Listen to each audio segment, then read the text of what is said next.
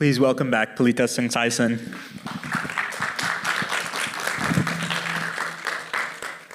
So maybe since you posed this question to us to begin with, we can start by talking about genre. What genre does this film fall into for you? And yeah, what are the elements that you know or suspect Pestonji was working with? So actually, let me ask everyone in the audience, did we enjoy staying at the hotel? There's a lot of twists and turns. Definitely a comedy, but also a little bit of a Hitchcock thriller, maybe. Did we kind of feel that? It feels like a real mishmash of all this Hollywood kind of tropes right. and genre elements. Yeah, and I think one of the things that came through is the sound, the use of the sound. I think it was very obvious that it's very Hitchcock, right? Like the tradition of this fanfare or like, this like, to elevate the mood, right? Or to anticipate something of action, thriller, right, sort and of almost situation. kind of farcical overuse of the Absolutely. soundtrack that at first is diegetic. It's by the band that comes in, and then it just continues kind of in that same vein. Yes. And I think I mentioned that this use of the sound that was fascinating to me, and this has a lot to do with the film history in Thailand, right? In Siam, in Thailand. I left the introduction with the word 16 millimeter and then 35 millimeter. So we had to understand that with 16 mm, right? There's no sound. There was no sound produced within it. And there was a tradition in Thailand in the 40s, after the war, so starting with 1949, the 16 millimeter was used a lot, but what was most fascinating was that there was this tradition of doing the live versioning, which is kind of live dubbing, right? It's not even like film dubbed, right, in studio. But with the traveling showmen, there would be this group of, live voice performers who would perform alongside with the 16 millimeter films. So to be doing this means that you actually get rid of those voice performer, right? You actually build the sound into the film using the 35 millimeter and, do the post-production sort of sound editing, which was something innovative and like very new. No one else was doing this during that time right, of even in the 50s in Thailand, that hadn't become the norm yet. It's interesting you mentioned Hitchcock. Incidentally, Pestonji, his first short film was played at a film festival in Glasgow, and there's a picture of him with Alfred Hitchcock being given an award for that film. Can you tell us a little bit about his background and how he became a filmmaker? I think the thing is, there was not a lot of writings that traces how he got into filmmaking, but we know that he was trained as an engineer, right? And interestingly, a lot of engineer people who were trained abroad, the first, royal prince actually in Thai was also a chief of engineer of Siam, Prince Kampeng Phet, and he was the head of the railway. So there's a lot of like tradition of engineer turns filmmakers in the Thai film history. And this is way before Ratana Pestonji's time, right? I'm talking more of the silent film era. But yeah, I think it was more about, all the writings that I've seen so far talked more about the fact that he was just into filmmaking. We don't know if that started when he studied English in India or not, right? With the kind of exposure to the film industry over there, and then went abroad to England to study engineering in England.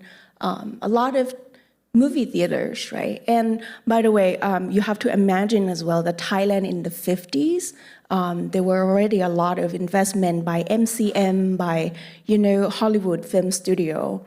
And it was basically 85% of the films being screened in Thailand during that time, were American film.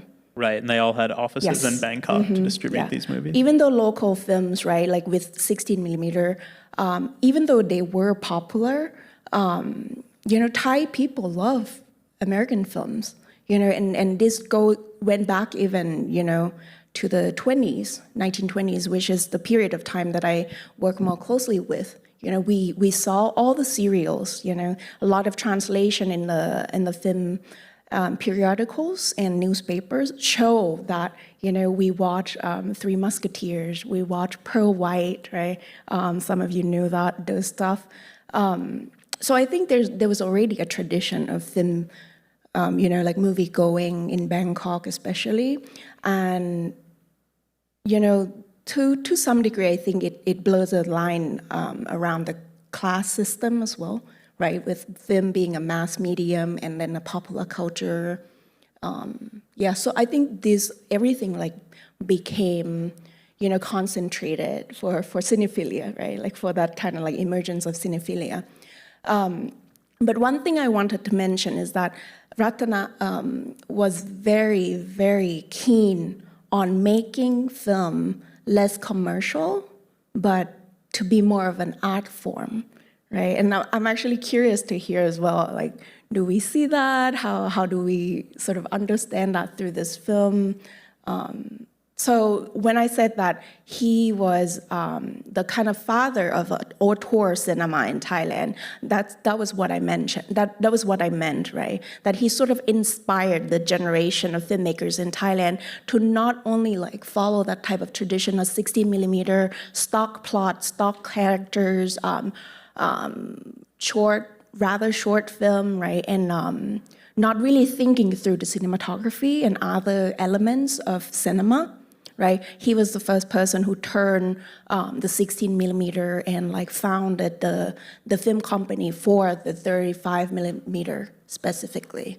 Right, he founded this production company called the Far East Film Company, or Hanuman Films, a nod to his background.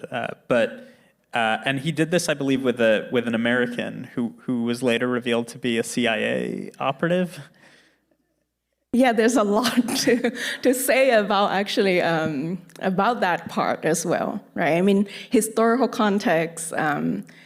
Okay, let's kind of like go backward a little bit. Before 1957, this one is 1957, and please forgive me because we use the BE system too. So in my brain, I have to do a lot of calculation to turn it into AC. So year thing might be incorrect. But this one is 1957, I believe. But the first 35mm in color by Pestonji, and he was not a film director, but he was the producer, was Santi Veena. Has anyone here heard of Santi Veena? Yeah, it was recently restored and played at MoMA, has played around. Yes, yeah. So that discovery, I think, gave rise to a lot of, the restored film of his. But with Santi Veena, that one, it was able to go and compete at the Southeast Asian Film Festival held in Japan.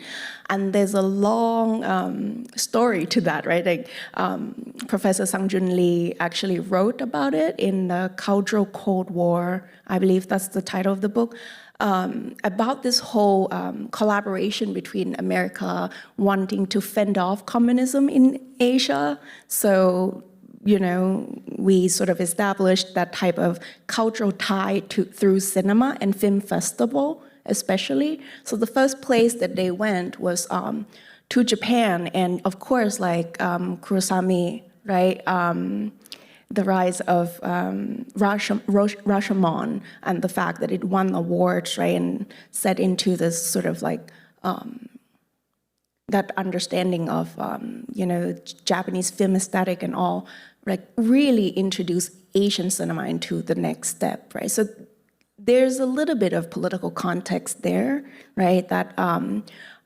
the countries in Asia and Southeast Asia actually that can compete in that film festival didn't have Laos or Cambodia, but only the free Asia bloc, right? Indonesia, the Philippines, Thailand, Malaysia.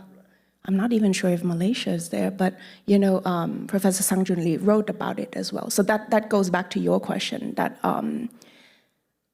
yeah, what was the question again? It was just an observation or pointing out of the fact that he founded this production company with an American who was revealed to be a CIA but operative. that was okay. Now I got it. Right. So it was more in collaboration so that it can compete in that film festival, right? Because he had this urge and initiative to make Thai film more like an art film and to be more quote unquote serious than this 16 millimeter, right? Like commercial stock plot, which couldn't compete anywhere. So he collaborated with that American producer and screenwriter, I believe. Right, who had passed away by the time of this movie, but on Santivina, I think. So Santivina won 2 big awards over there. I think one of the awards was the best picture kind of thing. And also that something came to my mind as well, that the cinematographer for Country Hotel was Prasad Sukhum, and Prasad Sukhum himself was trained in Los Angeles at some point. Okay. So he was the kind of like American trained cinematographer, Hollywood-wise, you know, yeah. Any questions for Palita over here? Yes, please.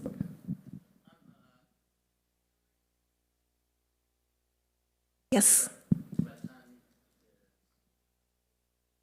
Yes. Hanuman, yes.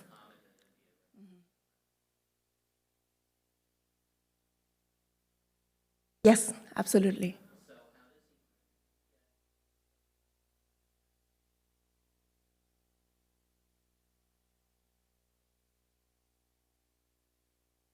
Mm-hmm.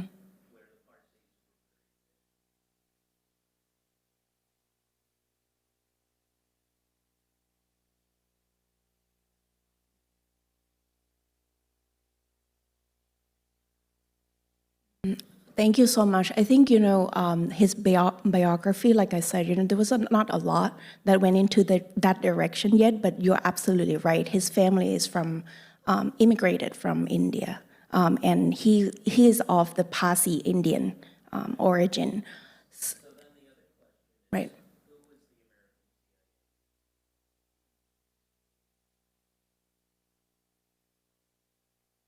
Company, and is now there's an art museum and art center named after him. Who are you thinking? I think it's Robert North. His name, but it's a very forgettable name. It's a good. That's what I'm blanking on. It's a good name for CIA operative. Robert North. Yes. Yeah. Robert North. Robert North. That's it. Yeah. So Robert North, easy but like hard to pronounce sometimes. Does that ring? Maybe. No, but it's another very common American name like that, and he disappeared. Took several identities during the war, and then afterwards established a quite well-known museum in Bangkok. Oh, that one is that? Yeah, this guy didn't disappear, but yeah, he passed away after Santivina and before the making of this film. Yeah. So, do you remember the name of the museum? Is that Jim Thompson? No, maybe not. Jimmy Thompson, yes. Is it Jim Thompson? Jim Thompson. Not Jim Thompson. Okay. I think Robert North lived in Thailand for a while after he made some American documentary. I found this name a lot on the, you know, periodical of like the 30s. So that must be the same Robert North, because some of the writing said that this is an American who has been in Thailand for a long time and had made film before. Yeah. But I didn't know that part about the CIA after, but so. Over here? Yes. One sec, we have a mic for you. Oh, also, there's something about the black and white film that we can also come back to, because that's quite different than Santivina, but yeah. Hello, love the film. It was so much fun. Thanks. So, quick question. Can you speak about the censorship environment that the film was kind of created in? Can you say that one more time? About the censorship, environment? Yes, absolutely. Okay, so long story, long answer to that question. Well, first of all, Thailand has established the Thai Film Act in 1930 under the period of the absolute monarchy, meaning that the king, wanted some of his officials to work on the draft of that Film Act. So 1930. It remains unrevised until 2008. Imagine that. Even past the Siamese coup, the revolution in 1932 that sort of replaced the absolute monarchy with the constitutional monarchy, right? So the film censorship is there. And I actually just studied it because I had to write a chapter on that part. It talks a lot about, it's very ambiguous, right? 1930, imagine they would ban something that say, quote unquote, that disrupt the peace and order of the country, which is so ambiguous, yeah? And then there's no parameter whose peace and order, right? How do you evaluate it? So that aside, that censorship is there. It's not like a hardcore censorship, it's more like a guidance for film examination. But of course, because it's so ambiguous, a lot of film wouldn't pass, right? I think I remember going to the Thai archive and saw a lot of Hollywood films being banned because it had to go through this examination. So that's the situation. So if you don't go, if you want to release the film in a theater, you need to go through this sort of film examiners session. And who are these examiners? We don't know. There's no rule, there's no sort of criteria as to who can become film examiner. Most of the time they were appointed.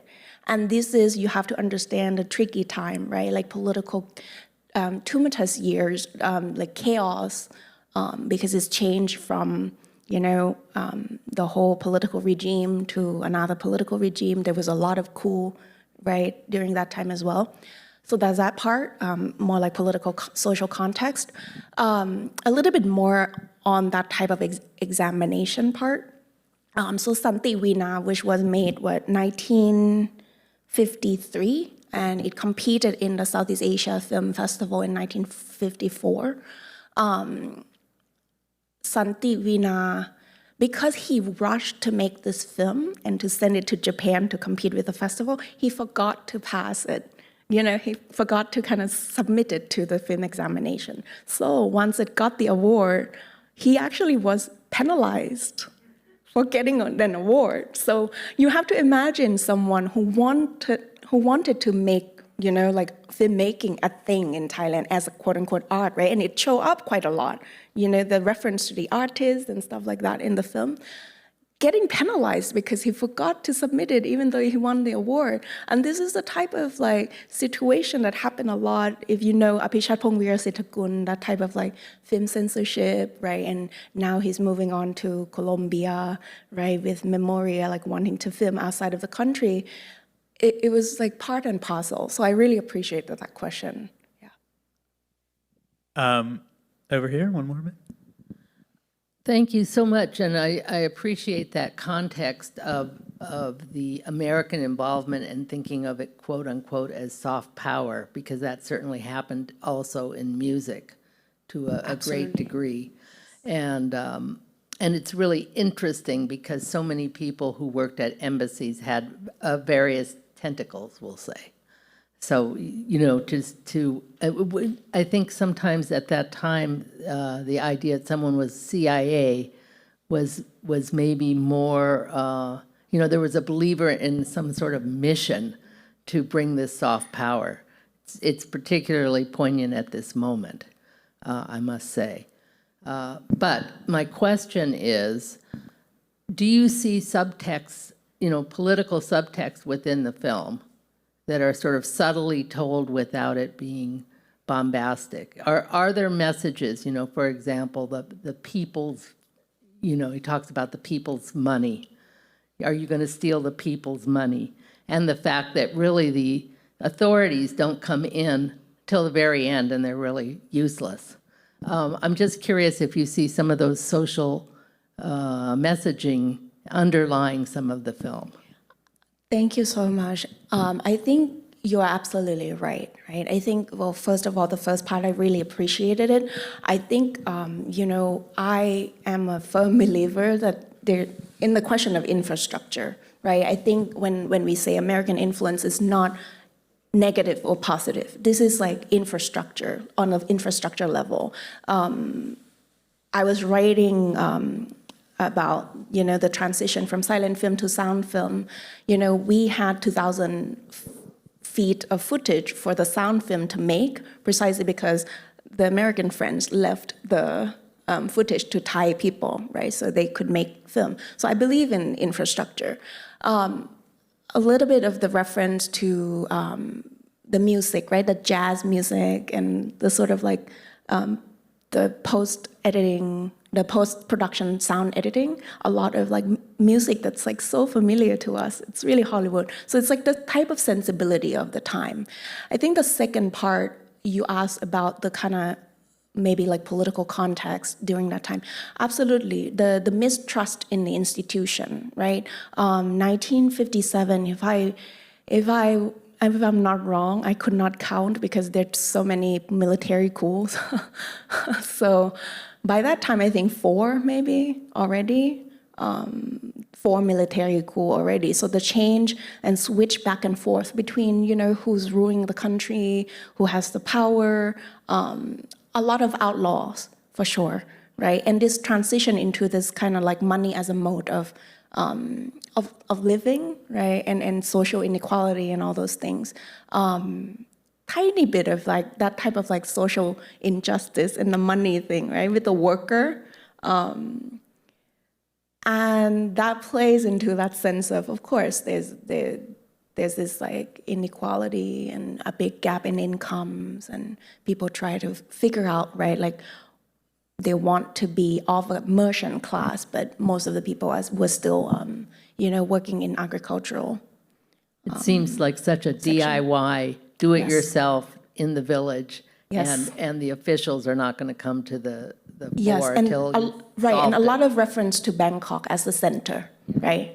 So other places are just like periphery almost, And to wrap up, maybe I know you wanted to say something about the black and white film stock, which then he would go on to use color again, very notably in Black Silk. And then I have another question. So because of that censorship, remember that question that there was film examination and everything, and he forgot to do that with Santivina. When he received the award and the camera and everything, he was like, this is not fair, right? But also Santivina has to be sent outside the country to be developed because we didn't have the kind of color lab before. So that was why he decided to make it in black and white so that he had full control, right? And he could develop the film domestically just to avoid any sort of like kind of headache that involved with like import, export, and tax and everything. So just to, lead us out, I know you're working on a monograph about early Thai cinema. From your perspective as a scholar, like how much work has been done in terms of preservation and scholarship and contextualization, and how much more is there to do in terms of giving us a larger picture of, historical picture of Thai cinema and access to films?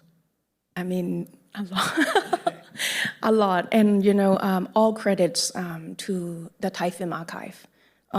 People who work there work tirelessly, really, to bring back all these things, right? Some of the films we found miraculously in the train depot, believe it or not, right? That started the whole issue in the establishment of the Thai Film Archive.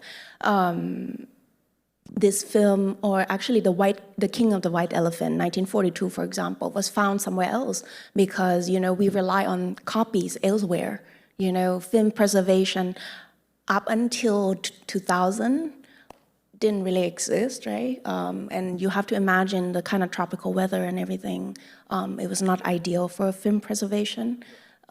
So a lot needs to be done. This period of time, especially with the Cold War, right, with the sort of interest in film preservation that, that could be, salvaged right now, a lot of film from the Cold War era sort of emerged. We are lucky because I think Latana's family kept a lot of films as well, and his writings. So we have access to that. But if you ask me, the period that I work on, right, like 1897 to 1940s, like a decade after the Siamese Revolution in 1932, not a lot. A lot of lost film, fragments. The first Thai silent film, Chunsaengchan Double Luck, we had only 1 minute left. You can access it on YouTube. So all of these things, we work together. Scholars had to work with the Thai Film Archive. Materials from that era are not fully organized yet either. So I'm very excited to be part of that conversation and activity. Yeah. Well, thank you so much for being here with us, and thank you for staying to listen. Thank you so much. I hope you enjoy the film. Thank you, Inney. Thanks, Palita. That was so good.